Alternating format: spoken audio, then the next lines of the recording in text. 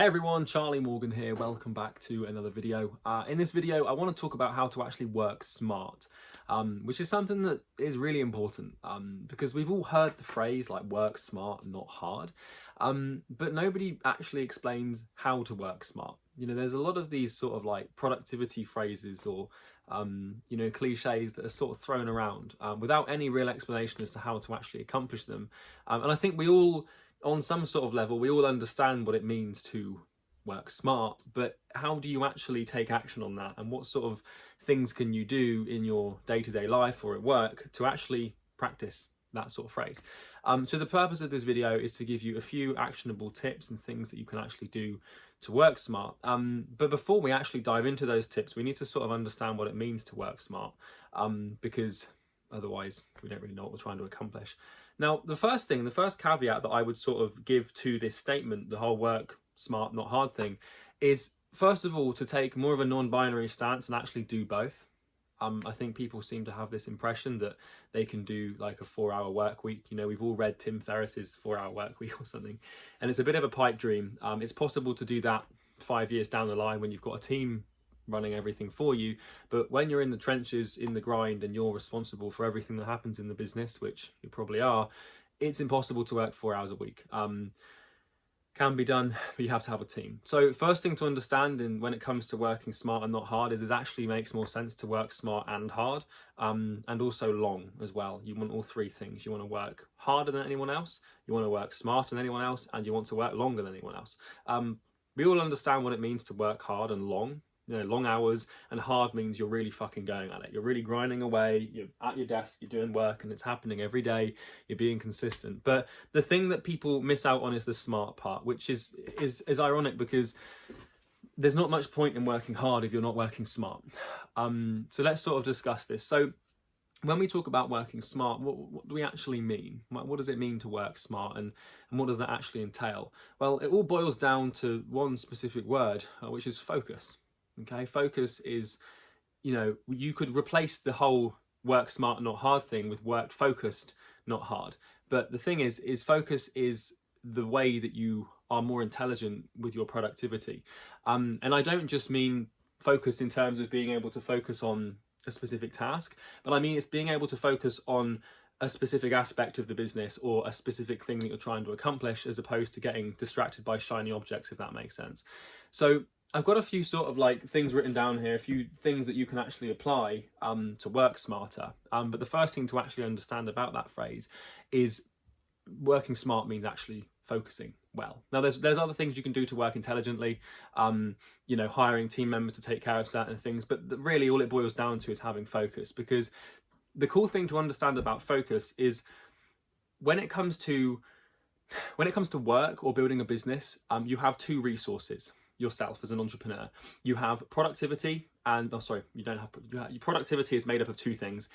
You have energy and you have focus, and then we also have time, but the two main ones are energy and focus because that's what you can output, if that makes sense. Time is just a rule we have to abide by. So productivity and working smart made up of two things: energy and focus. But the thing is with energy is sort of defined as how much sort of work you can do, and how clear your head is, and how much you can actually put into your work. And you know, if you want to improve your productivity or your output and you want to work smarter, you can go about doing that by increasing your energy, which just means exercising more, drinking more water and staying hydrated, eating better foods and not eating unhealthily, and sleeping better, for example. All of those things will raise your energy levels, but it won't be enough to actually see huge results, right? You can sleep better and eat better, and that will help you energy wise, and you'll have more to put into your work. But really the exponential increase in productivity comes with how hard you can focus and how much combined attention you can put onto one thing for a very long period of time. And the funny thing to understand is that focus is like an exponent. So if you think about this, for example, we all have the same amount of time, but we have different levels of focus and different levels of energy. And that's why different people get different results when it comes to business or anything else in life. So if you take someone, for example, who has, let's just say on a scale of 1 to 10, they've got a 2 on energy and a 2 on focus. right? So they're operating at 20% of their potential in terms of energy and focus. What that means is that if we times 2 by 2, we get 4. So we get 4 levels of progress.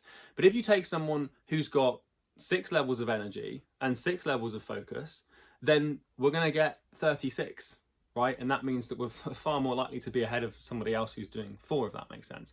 So energy you can improve to a certain level, maybe on a scale of maybe like, well, I don't know, 1 to 3. You can go from a 1 energy to a 3 energy, and that will triple your results. But focus goes from 1 to 10. And what I mean by this, if I was to sort of like game this out, is you've got, you know, if I sort of draw this out here, you've got your work like this, right? So just imagine that your productivity looks like this, where you've got, this is your point of focus, right? And then you spread yourself really thin across all sorts of different tasks.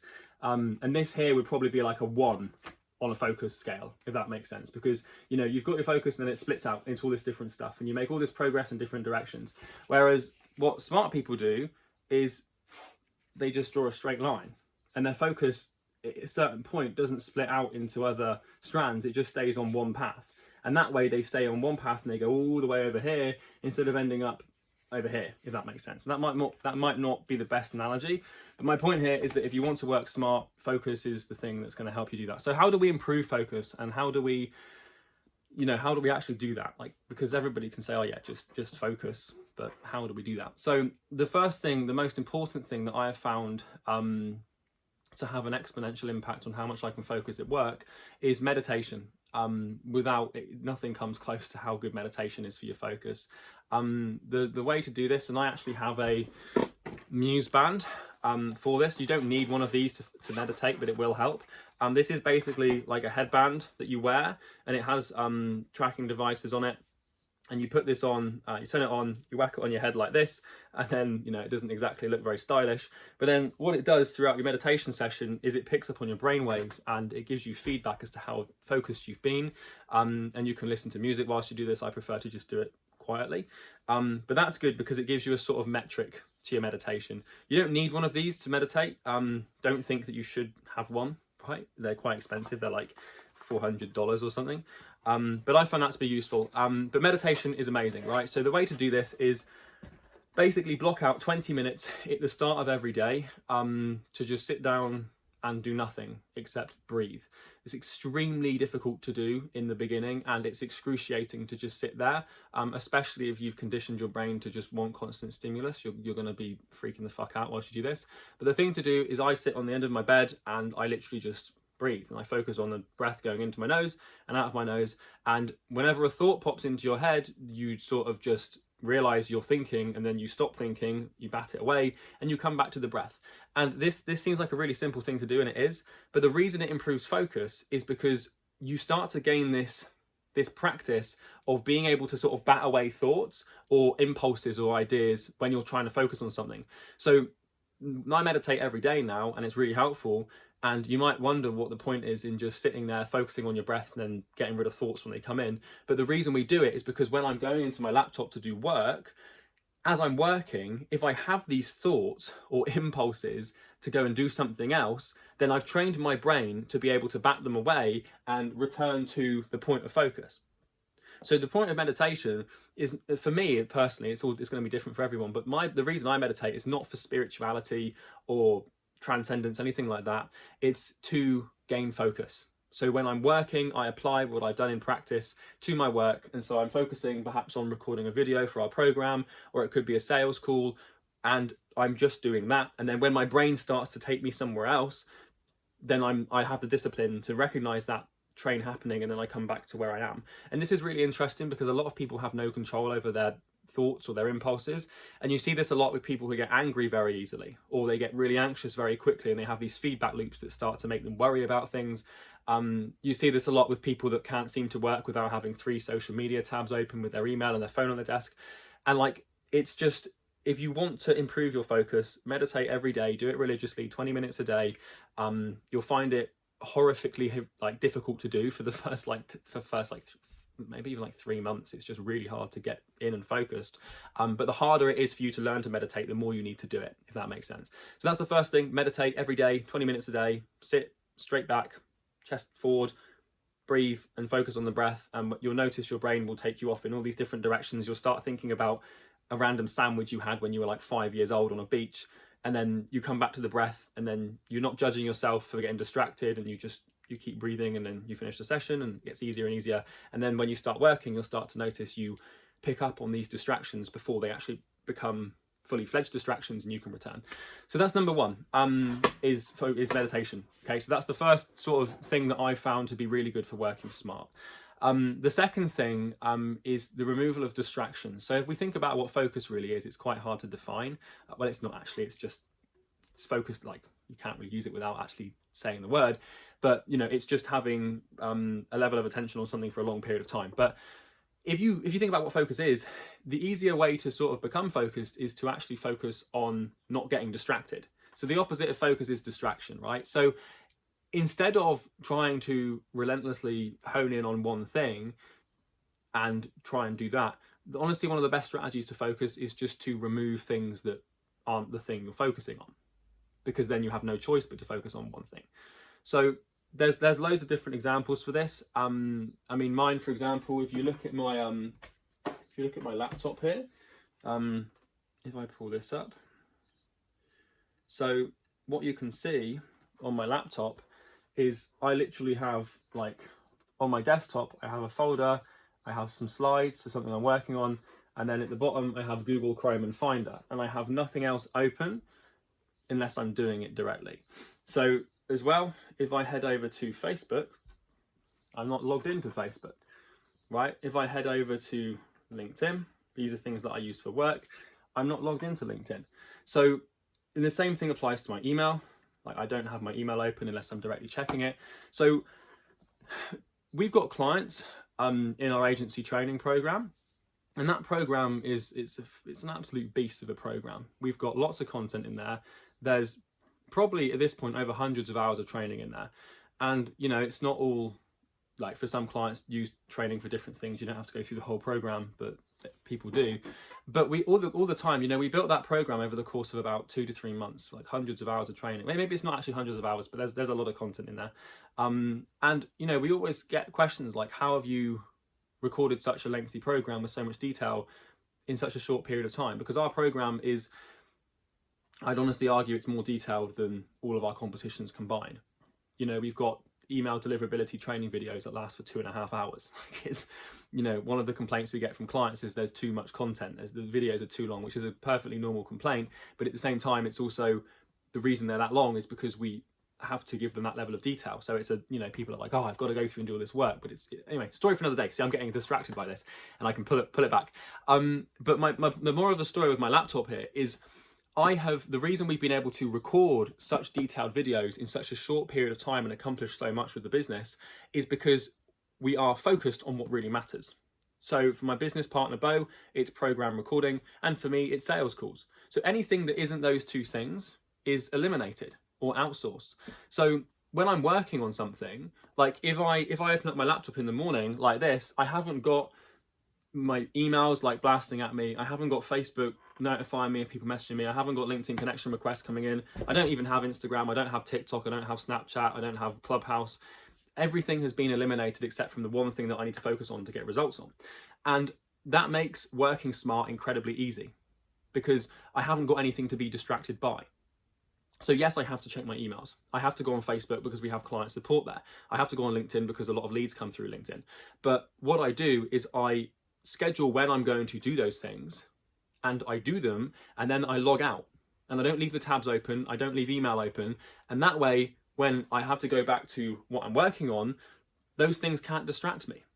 So you're far more likely to work smart and be focused if you don't have distraction. It's just environmental conditioning, and that's one of the first things that you can do alongside meditation to get more focused, right? Because we live in this world where, I mean, I'm recording this on my phone. I would show you my phone, but I've got like 10 apps on my phone.